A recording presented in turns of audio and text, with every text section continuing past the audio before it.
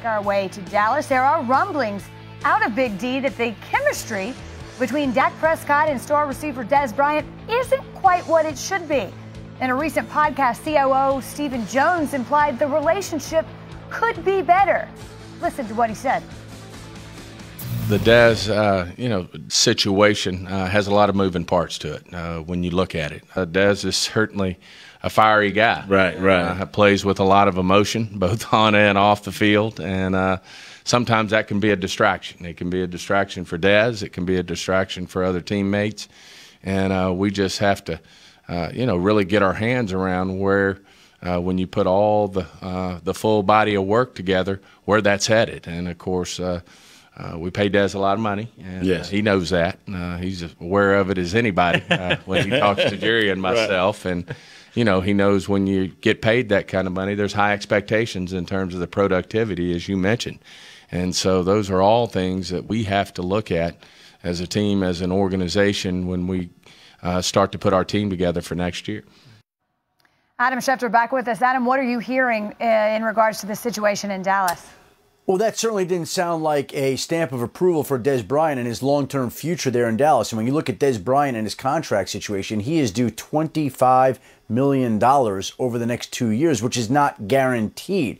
And so there are a number of ways that the Cowboys can go about addressing it. And reading between the lines into what Stephen Jones said, it certainly doesn't sound like they're committed to having him around right now, or that they're committed to having him on that contract. It sounds like he will be a prime candidate to go to for a restructure if the Cowboys are willing to do that, to see if Dez Bryant is obviously open and amenable to coming up with more cap room. Now, he said at the end of the season that he was not willing to do that. But again, this is a situation that sometimes needs some time to simmer down, where an agent apprises a player of his options and what's out there. I think Dez Bryant is going to need to survey the landscape to figure that out. The Dallas Cowboys are going to need to figure that out. But we have not heard the last on this topic, Wendy.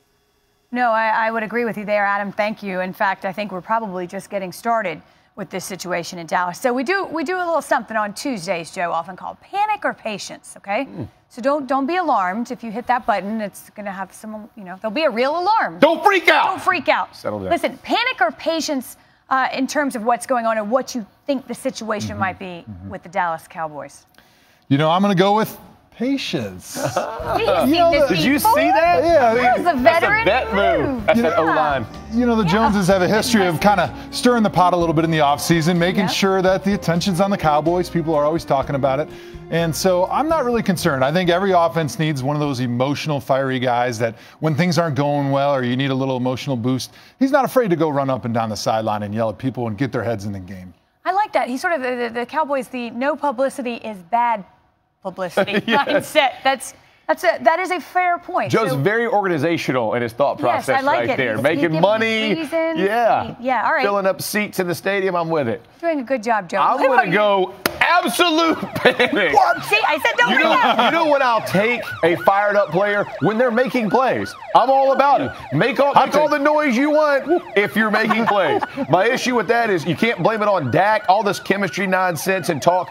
You go out and make a bunch of catches, you can scream all you want, right? Antonio Brown, go scream. Throw the water cooler over, I'm all about it, right? Because you're going to get me 1,800 yards and 44 touchdowns, right? Like, that's the deal. The reality for Dez Bryant is he has struggled in the past couple of years of getting separation. When you're Dak Prescott, a new quarterback in the league, the windows are tighter than college. He's learning the game as well. Play action without Ezekiel Elliott this year was not the same as it was his first year. You're not getting open. It's tough to find chemistry. People who find chemistry are working well together, and it builds from there. When you can't find that, you stumble, especially offensively, it's a problem. I do not like when guys make scenes on the sideline if you're not making the plays. Again, I can tolerate a lot of behavior if we're winning. That's true of anything, right? Exactly. Like the better you are, the more you get. No doubt. No doubt. Production equals tolerance. Yeah. There you go. Summed up. What?